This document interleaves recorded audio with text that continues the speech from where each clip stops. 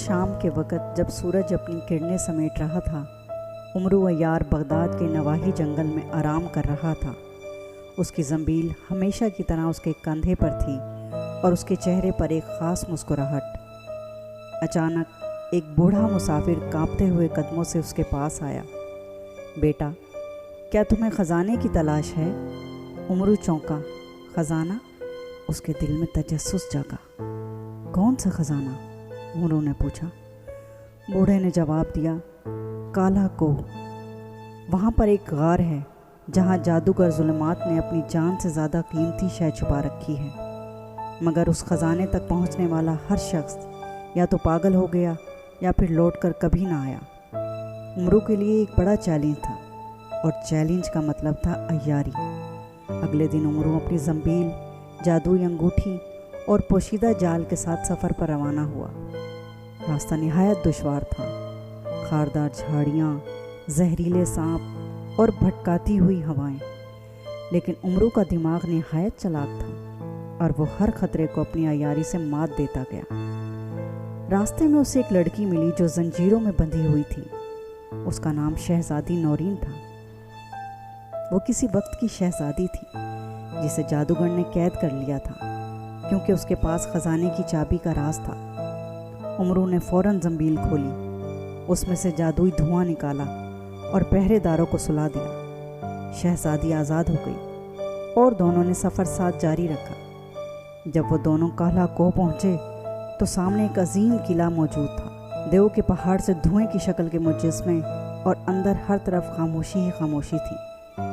عمرو نے زنبیل میں سے خفیہ نقشہ نکالا اور قلعے کے راز کھولنے لگا۔ قلعے کے اندر ایک عجیب و غریب راہداری تھی، جس میں ہر موڑ پر کوئی نہ کوئی جادوئی آزمائش موجود تھی۔ سب سے پہلی آزمائش تھی آئینوں کا کمرہ۔ آئینوں کے کمرے میں ہر طرف عمرو کی شکلوں کا ہجوم تھا۔ اصلی عمرو کو پہچاننا نہایت مشکل۔ عمرو نے زنبیل سے دھوئیں کا پردہ نکالا، تمام آئینے ماند پڑ گئے اور راستہ کھل گیا۔ دوسری آزمائش تھی زہریلے سانپوں کا دریا پار کرنا۔ عمرو نے زنبیل میں سے شیشے کی کشتی نکالی اور شہزادی کے ساتھ سانپوں کے دریا کو پار کر لیا۔ تیسری آزمائش تھی غیبی دربان، جو ہر آنے والے کے دل کی نیت کو پڑھ لیتے تھے، مگر عمرو نے زنبیل سے جھوٹ بولنے والا طوطا نکالا، جس نے دربان کو چکرا کر راستہ دلوایا۔ آخرکار وہ خزانے کے کمرے تک پہنچے۔ کمرہ سونے، ہیرے، جواہرات اور جادوئی اشیاء سے بھرا پڑا تھا، مگر عمرو کی نگاہ ایک سنگ جواہر پر ٹک گئی۔ یہ وہی پتھر تھا جس کی روشنی سے دنیا کا سب سے بڑا جادوگر بن سکتا تھا۔ تبھی جادوگر ظلمات نمودار ہوا، لمبا قد، سرخ آنکھیں اور ہاتھ میں آتشی عصا۔ عمرو، تم نے میری سلطنت میں قدم رکھا، اب تمہاری زنبیل بھی تمہیں نہ بچا سکے گی۔ جادوگر زور سے دھاڑا، مگر عمرو نے پرسکون انداز میں زنبیل سے جادوئی آئینہ نکالا۔ آئینہ جیسے ہی جادوگر کے سامنے آیا، اس کا چہرہ اس میں قید ہو گیا اور وہ پتھر کا بن گیا۔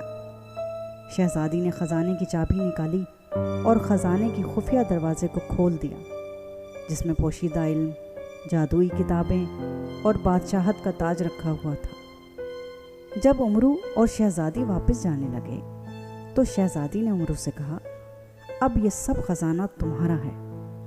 عمرو، تم چاہو تو بادشاہ بن سکتے ہو۔ مگر عمرو نے مسکرا کر کہا، میں عیار ہوں، بادشاہت میری زنبیل میں نہیں سما سکتی، میری دولت میری عیاری ہے۔ راستے میں ایک بار پھر جادوگر کی سازش نے زور پکڑا۔ اس نے ایک جادوئی سایہ بھیجا جو شہزادی کا روپ دھار کر عمرو سے چابی چھیننا چاہتا تھا، لیکن عمرو نے چالاکی سے زنبیل میں سے سچ بولنے والا کنکر نکالا اور اصل شہزادی کو پہچان لیا۔ جعلی شہزادی کو زنبیل میں قید کر لیا اور یوں عیار نے ایک بار پھر جادوگری کو ہرا دیا۔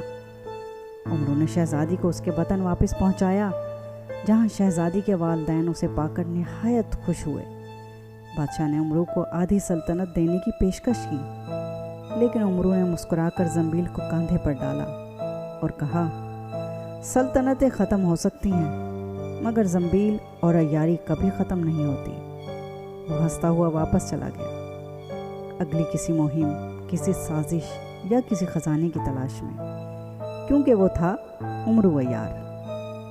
عمرو عیار کی عیاری جو جادو، عقل، دوستی، فریب اور فتح کا امتزاج تھی۔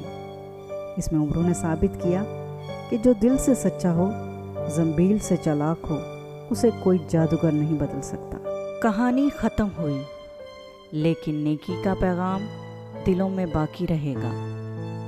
اگر آپ کو یہ کہانی پسند آئی تو لائک کرنا نہ بھولیے، سبسکرائب کیجیے اور بیل آئیکن ضرور دبائیے تاکہ آپ کو ہر نئی کہانی کی خبر سب سے پہلے ملے۔ پھر ملیں گے ایک اور نئی، پیاری اور سبق آموز کہانی کے ساتھ۔ تب تک کے لیے اللہ حافظ۔